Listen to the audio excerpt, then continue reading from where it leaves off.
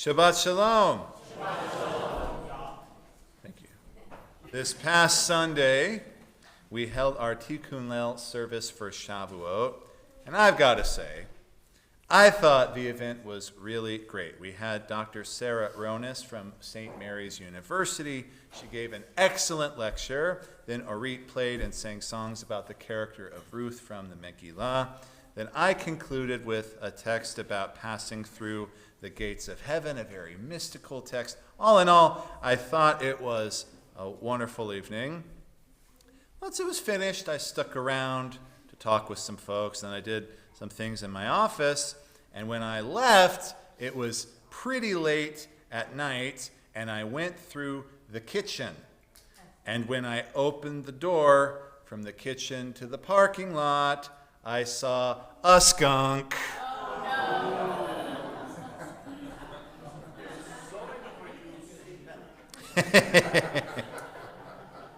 Now, what happened next? What happened next in reality, probably if someone was timing it, took about 2 solid seconds. But in my brain, it felt like an eternity.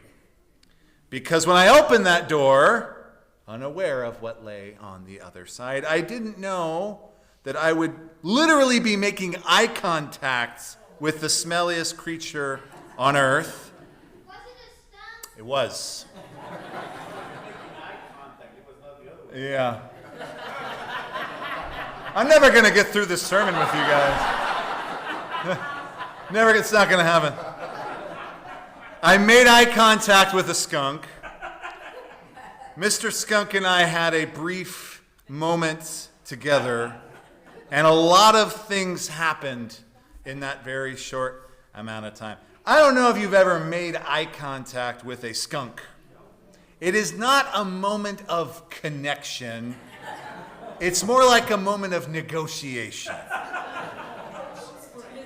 Me and Mr. Skunk made an unspoken brit, an unspoken covenant in that moment.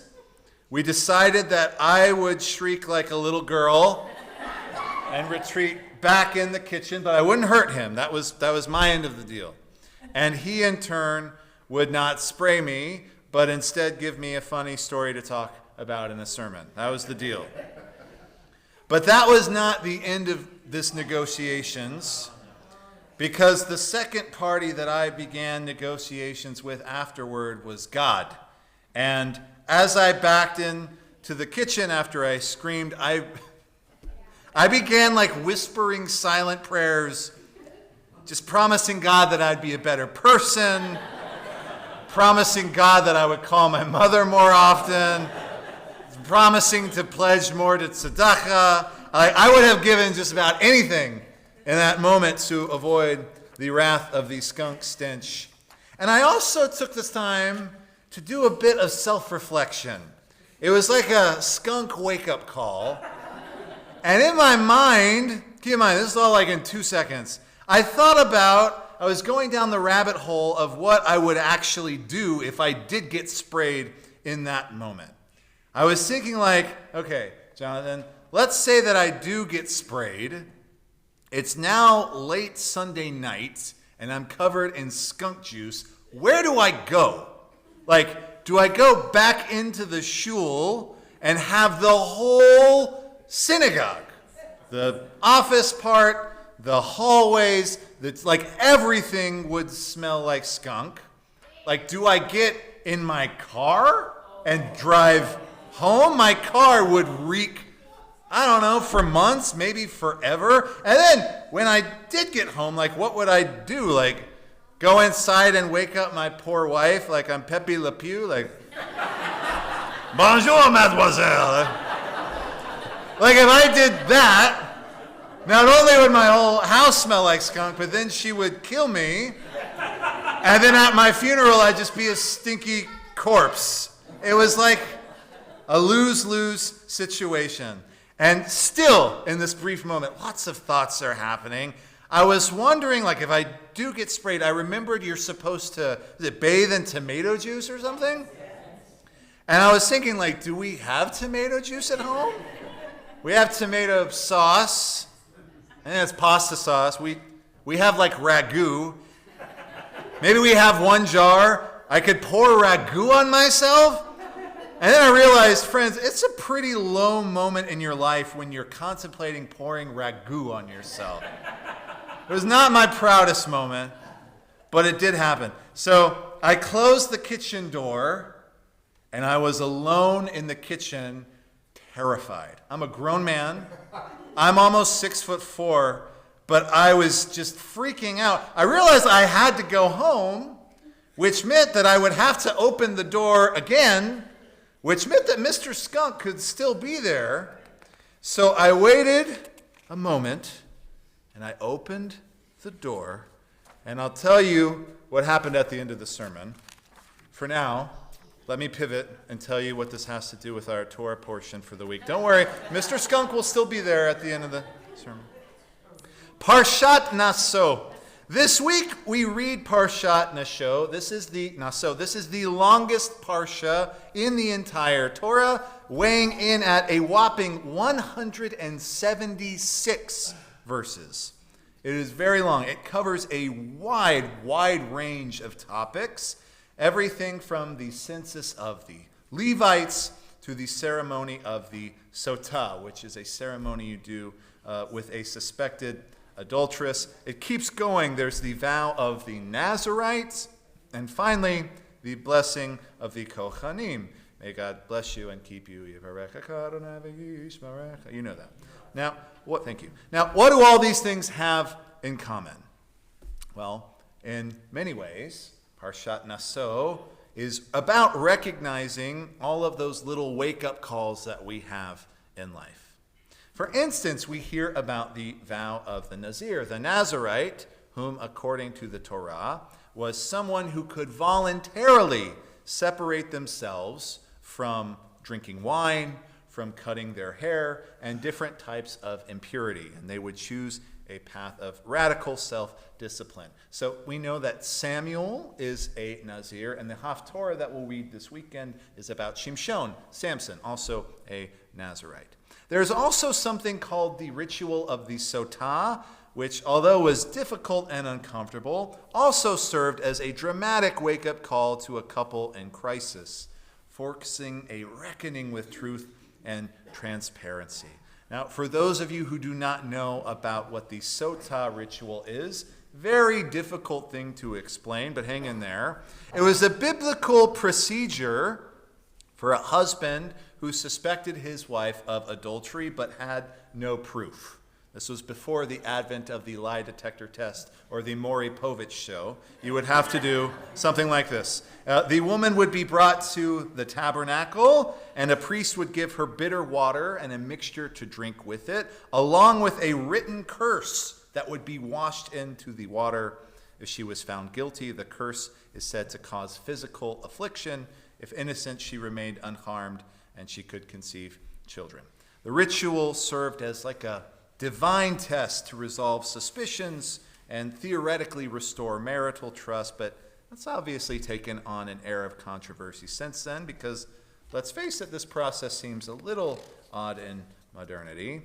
Lastly, in our Parsha, even the Levites have their own wake-up call, because we hear about the process of them being counted and designated for holy service and told to step into awareness of their role and responsibility. So if we look at these things, each of these are cases about stepping back from ordinary life and looking at ourselves closely, our choices, our commitments, and the direction that we want to go. Kind of like I did with that skunk, because nothing makes you reflect on your life decisions quite like facing the business end of a woodland creature with biological weapons. How does Parshat Naso end? Well, it ends with the priestly blessing, the blessing of the Kohanim. And we did it before, just at dinner. The text says, "May God bless you and keep you. May God shine his face upon you and be gracious to you. May God lift his face upon you and grant you shalom. Thank you. This blessing is all about protection and clarity and peace, both external and internal. This is what we all want to hear after moments of fear or crisis or confusion, whether it's in a moment of serious reflection or in a brush with nature's stinkiest critter. God's blessing is that we come out of whatever situation wiser, safer, and with shalom, with peace. So I promised I would tell you what happened to Mr. Skunk. So here it goes. I finally opened the door, and I looked, and I saw him at the very end of the parking lot. He scuttled away. Thankfully, he did not spray me directly. I have a feeling he sprayed somewhere around my car, because just walking from the back door of the kitchen to where I was parked, I think I picked up about 2% skunk smell on me, which I likewise took home. Mazel tov to me. You might be thinking, oh, Rabbi, 2% skunk smell is not bad. Let me tell you, it's not great either. I still had to wash my car on the outside, and I had to go get one of those little car scent tree things to cover up the smell. So now my vehicle smells like cherry-flavored skunk. It's a wonderful, wonderful smell.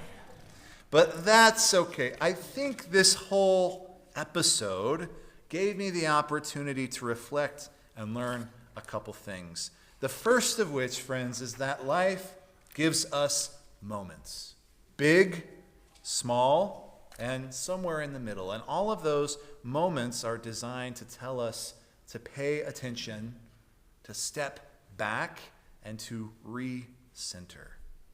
Sometimes that wake-up call comes in the form of a vow or a ritual or sacred blessing like in the Torah. And sometimes that wake-up call comes with a fluffy tail and a very potent warning system.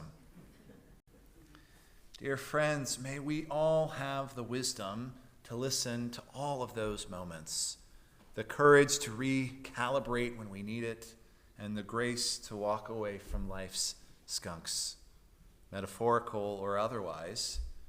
May we walk away from them with nothing but a story and a smile. So as you leave shul this evening, please look twice in the parking lots. I'm totally serious. May we all strive to bring more holiness and integrity into our lives. And remember that even when life stinks, don't let it turn you into Mr. Skunk. Shabbat Shalom.